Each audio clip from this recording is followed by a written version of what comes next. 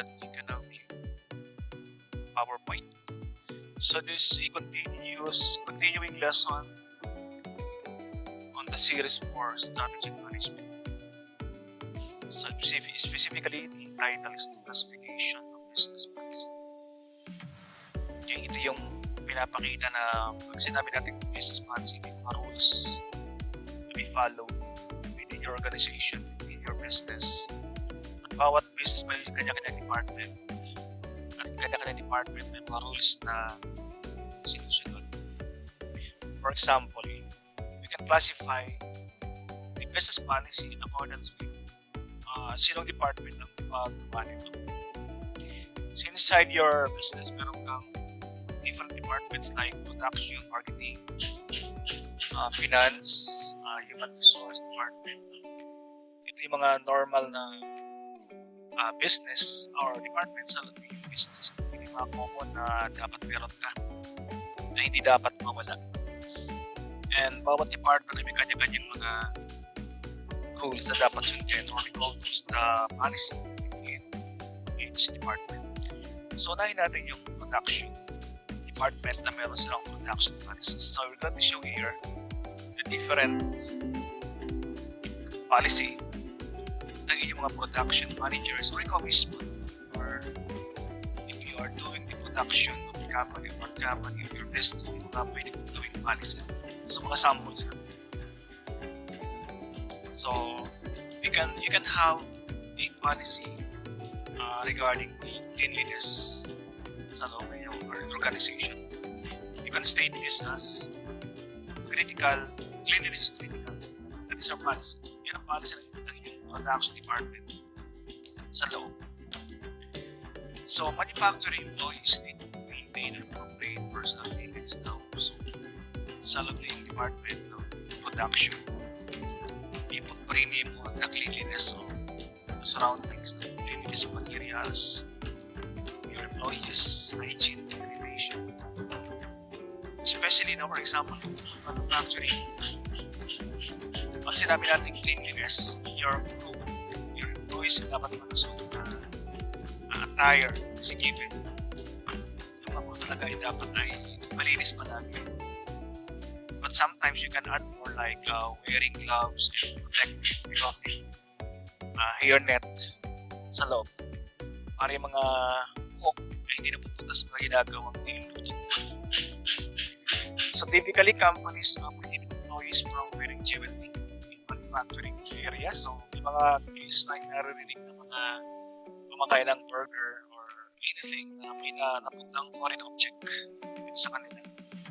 It can be nails, coins, jewelry, singsing ng ikaw nung gumagamit or nang niluto.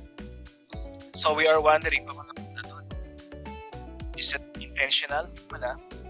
Accidentally nalaglag isang jewelry ng crew. So you should prohibit them from wearing. That is your policy. And sana rin, health and safety is a primary concern. Employees must practice, for example, hygiene, handling products. Example, that is given again, washing of hands, may dala-dala ng sanitizer, service, for example. Or we should have a policy that the crew should not be smoking or doing anything while handling products, especially food. So the same goes for those who work with hazardous materials. Nililinis palagi ng mga lahat ng ginamit pagkatapos. For example, we have this ClayGo policy, clean as you go. Lahat ng ginagamit ng utensils, for example, containers, after using, should be cleaned and it should be properly queued. Example yan ng production. Isa pang policy sa production department natin that we can cite as an example, the room to work.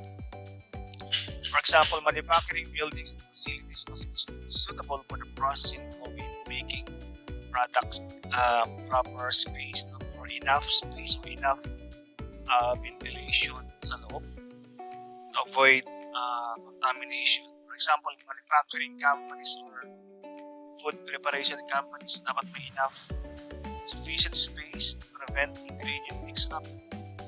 Pag masyadong dikit-dikit kasi mga ingredients, for example, chemicals na ginagamit sa isang production area, there's a great chance na magkakahalo-halo. For example, dapat walang asukal. Okay, akala mo asukal yung pala salt. So, it can affect the finished products. The workspace must be smooth, streamlined, organized, so that the possibility of contamination is minimized. Proper ventilation on the part of the employees. No?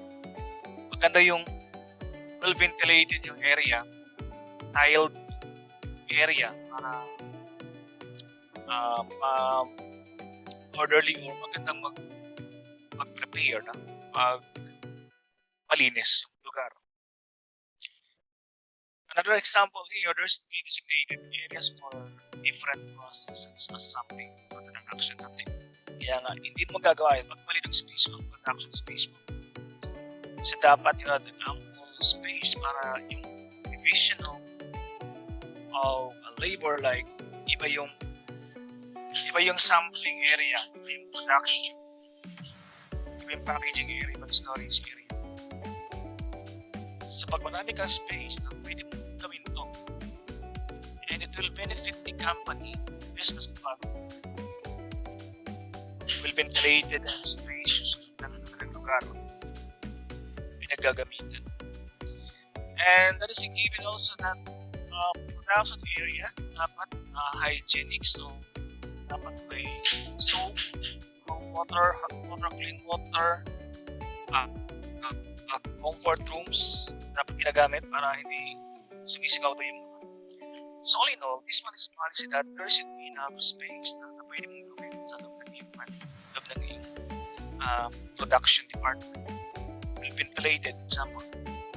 The work area should be spacious and well ventilated always para maganda yung takbo ng operation. Another one for production, tinatawag natin safety. Safety first, quality next. So yan, mas magandang hindi masyadong masarap kesa manis.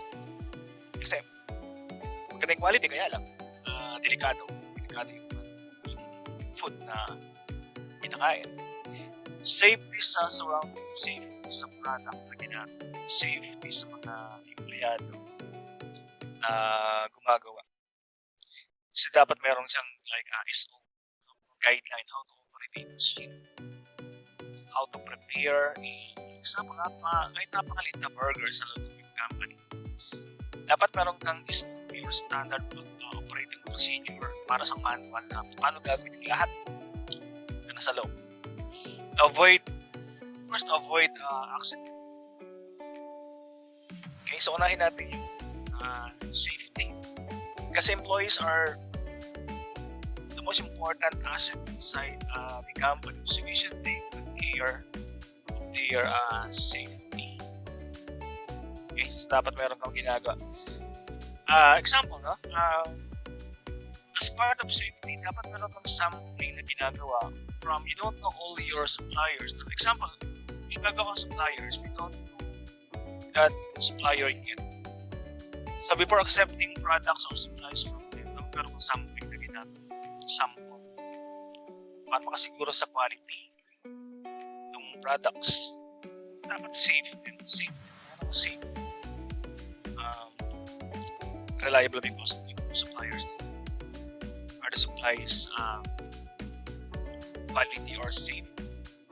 Hanggang ginagamit sa mga supplies or ingredients ng mga sinusupply sa inyo na baka poison mga customers.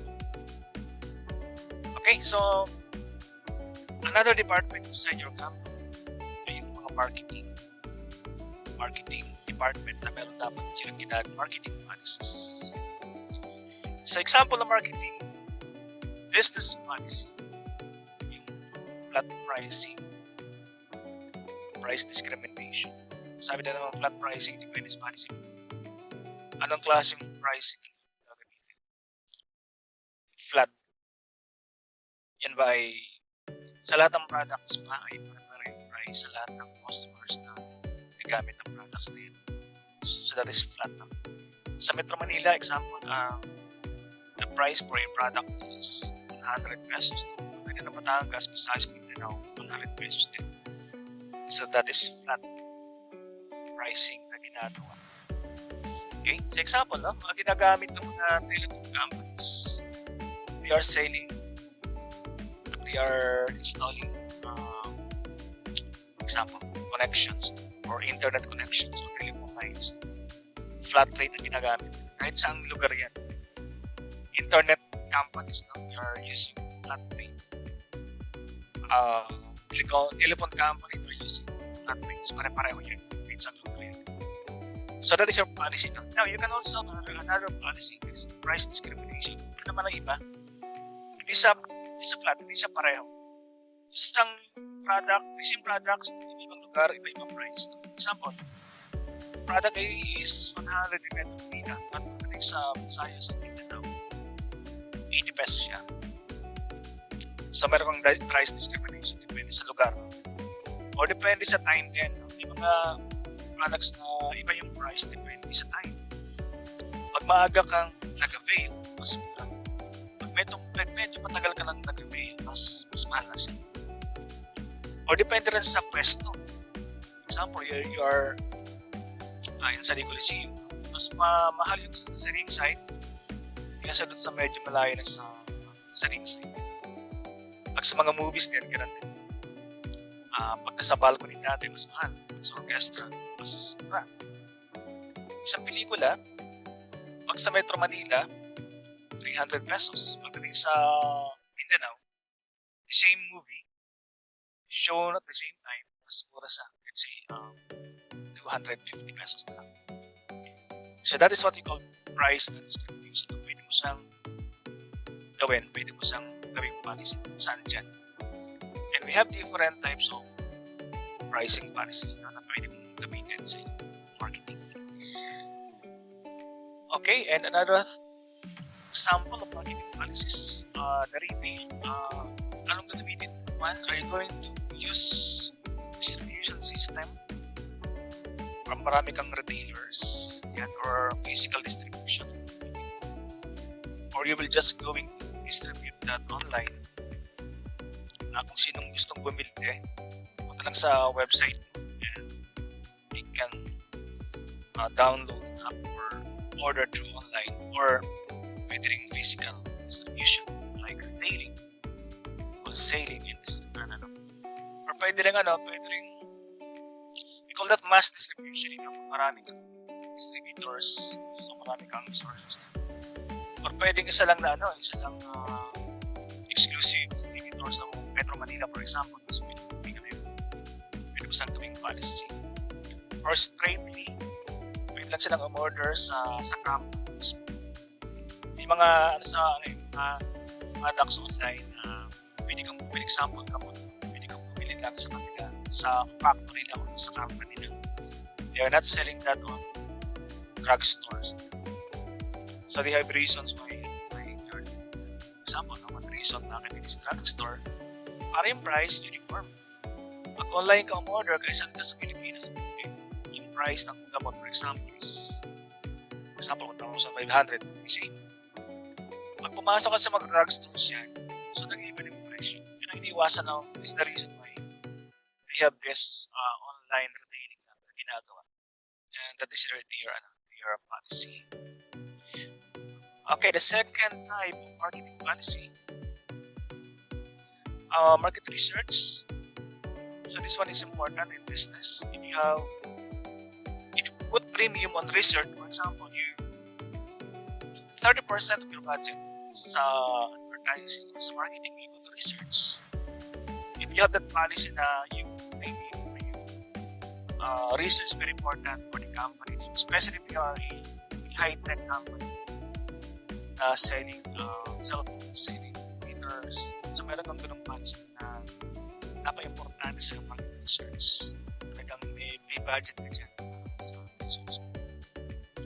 And if you are a high-tech company also, you have also policy that the company should constantly innovating products and uses. For example, magtabas ng product, yung dapat new features na pwedeng introduce sa market.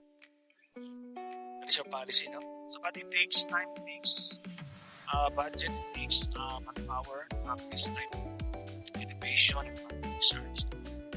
Yung iba namang companies dito bring you much on innovation and market research. So, okay lang sila sa napagkagawin na dati na hindi masyado nag-innovate. Anyway, kaya nga sinabi natin paano sila goals sa loob ng iyong business.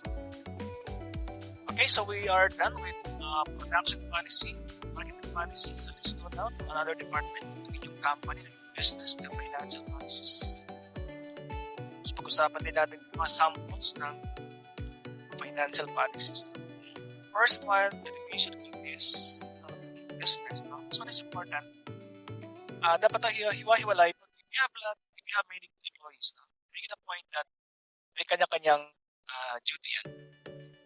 Hindi sila nag-overlap. For example, especially sa financial department, for example, division of duties. No? So, an employee is designated to touch one aspect of financial report of the company. For example, yung may hawak ng figures ng company, dapat yun lang yung hawak niya. Hindi mo siya nilipat sa ibang trabaho like receivable or payables of the company. Yung may hawak ng receivable, dapat ay hindi siya humahawak ng payables ng company. Yung may hawak ng pera, hindi siya dapat magawa ng bookkeeping for the company. The cashier should be handling only the cash of the company. Dapat hindi siya involved sa bookkeeping, sa pag-record.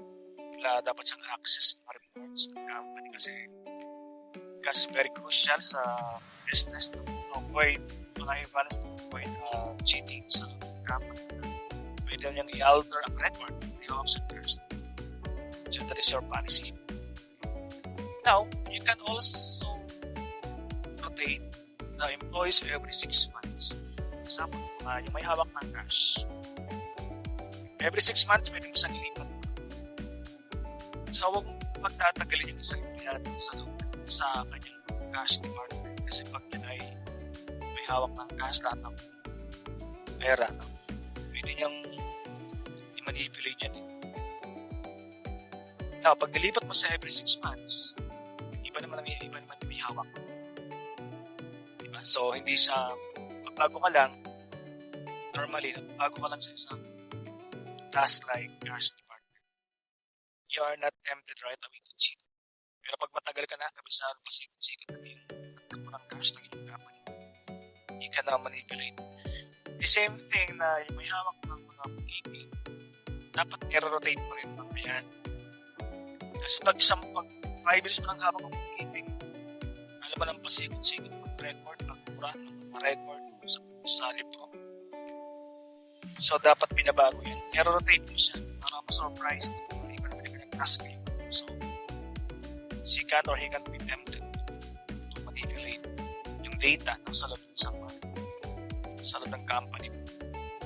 Sa rotation lang, another reason bakit rotate tayo para lahat ay kabisado financial operations sa loob ng company. Pag may nawala, pag may absent, hindi mapipila yung manipulation natin kasi somebody can always take over sa task, sa absent, or biglang nawala or biglang nag-leave. Okay, so another example of financial policy. Authorization. So, this also to be done sa mga negosyo nyo. Yung nag-authorize na check, normally the owner, pag maliit pa lang yan, the owner is normally the one who is signing or authorizing the enforcement checks o releasing of checks. Pag medyo matagal na, medyo malaki na yan, sometimes signatory naman. So it is also good that signatories or you have signatories ng check-in, especially mga malalaking amount. Example, check-in, 1 million. May yung bookkeeper or yung check payroll clerk, no? Gumawa ng check yung 1 million. Maganda yung signatory, dalawa. Okay, ibig sabihin, may check-in sa amount na dinidisperse natin. Kasi pag isa lang, example, isa lang, yung si A nag-sign 1 million. Pag yan ay nag-cheat si A, so, ano na, yung check-in na disperse na. So, matalang pag may isa pag nag-check or nag-verify, nag-tanong, para saan itong check-in na ito bagong pirma? Para saan itong check-in na ito? So, at least dalawa. Okay, so may mag-override. So, sa mga bangko naman, ginagaya, may nag-pay cash ng check-in. Palis ng bangko na tawagan, issue ng check-in. Sir, may check-in issue nyo for 2 million pesos. Is this authorized? Yan, so natatanong natin. Pag medyo malaki na yung amount na dinidisperse natin. Na-avoid yung unauthorized disbursement cash. Okay, another thing, another financial policy. Naman sa new vendors, kung may mga bagong vendors o company, example, iniwasan yung purchasing. Manager ng company, meron silang mga vendors na personal na kamilala. Personal friends na purchasing. Sabi ng supplier ng vendor. Pwede ba ako dyan? Supply say. Okay. Meron ka 10% palagi sa lahat ng i-purchase na yung company. O diba? So, napakamahal ng price nila. Pero since friends kayo, at meron kang 10% commission, so tinanggap mo siya. Yan. So, it should be the policy of your company. Yung mga bagong vendor, the vendors should be evaluated kung talagang genuine na yan, genuine vendors, wala yung vested interest yan sa company. Yan, dapat meron yan. And dapat meron ding procedures how to acquire a vendor. Hindi basta-basta sino gusto mag-supply sa inyo, tatanggapin ng company. Dapat meron ng procedure na sinusunod for those new vendors. So, siyempre, kung bagong vendor yan, so, for example, is nagsusupply sila, di ba? Pwede bang ano yan? Since vendor ko natin, di ba? On terms muna. Yan. 30 days bago namin bayaran. Kasi iba-ibang vendors, yung terms nito, pwede isang bayaran after 30 days. Pwede namang 60 days, no? Pwede namang 10 days lang, babayaran mo sila. So, depende sa length of time, length of partnership na lang yung mga vendors or suppliers. Okay, so we are done with introduction marketing financial policies. Hindi naman tayo sa important department ng ating company, the HR department. So, ito naman yung mga policies natin sa mga HR natin na pwede natin gawin sa ating mga sariling company na companies nyo dito. Okay, policy number 1. Ito sa mga leave, sa mga bereavement. So, depende sa company kung ano mga leaves na pwedeng bigay. Pero common din yung mga vacation leave, sick leave, bereavement leave. So, normally naman, 15 days of PL, 15 days of SL. Vacation leave and sick leave. Now, sa bereavement leave, pwede mo sanction dito policy na to. You can alter this one. For example, unexcused paid absence up to 3 days for missed work time may be granted by for purpose of arranging, attending, and resolving personal matters. with regard to death in your immediate family, may namatay immediate family members na namatay. Sabi mo, pwede ba akong sarahan na? Wait. Kasi may kang namatay. Or sir, option ako yung sa somebody na family. Guys, pwede policy yan. Sige, 3 days. Na okay lang yan. Ang option up 3 days para ayusin yung death ng immediate family. And maganda siya. Pero isang policy dapat paid. Bayad yung 3 days. So parang ano yan militarian. Nakatayan na nga. So kaya mo yung absent niya. Sir, sino mga immediate family? Immediate family na pwede mag-qualify dito. The spouse, yung parents, grandparents mo, sons, daughters, sister, brothers mo, parents mo, brothers. So walang cousins na nakalagay dito. Yung mga immediate family na absent ka para sa kasuhin yung death nila. So isang policy na pwede mong gawin is 3 days ng paid absences. Okay, pwede mo rin gawin policy. The company will also pay invoice for time lost from work for up to 1 day for relatives beyond the definition. Pag hindi siya immediate family, pwede rin naman kasi wala na mag-aayos ng death ng pinsan person. So, pwede rin policy dyan. Ayan. Sige, up isang araw. In addition, the company may also allow an unpaid leave absence for up to 2 weeks. They can in connection with death, relative, or close friend. Naman ka mag-anak, malayang ka mag-anak, kaibigan. Pwede ka mag-absent, kaya lang, unpaid leave absence.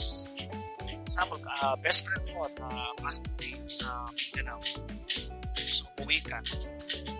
Paalam ka naman sa responsible company that it is allowed up to 2 weeks kaya lang unpaid. Kasi hindi sa kamag-anak. Kaibigan lang siya. And of course, lahat ng leave natin as the prior approval is so wala kang pinipiling age, wala kang pinipiling gender na pag nag-hire ka ng empleyado, walang pinipiling height. So walang discrimination policy, no discrimination policy. Babae o lalaki ang applicant, tanggap kahit isang school galing yan, tanggap kahit anong edad niya, kahit anong ethnicity, Tagalog man yan, Ilocano or Bisaya, so tanggap yan. Okay, kahit yan ay may genetic disability, okay, so tanggap pa rin yan. So equal opportunity. Kasi dati may mga policy dati na na dapat 30 years old, hindi lalampas ng 30 yung applicant, 30 years old ang applicant, no? Babae lang ang tinatanggap. So lalaki lang pwede i-promote as manager, no? Sa ngayon, babae o lalaki pwede i-promote. Pag 5'2" lang yung height mo, hindi ka pwede tanggapin. Example, dati sa military, meron sa policy na yung lalaki dapat ay 5'5", yung babae dapat ay 5'2". Pero ngayon, they remove that policy. So, lahat ay pwede na.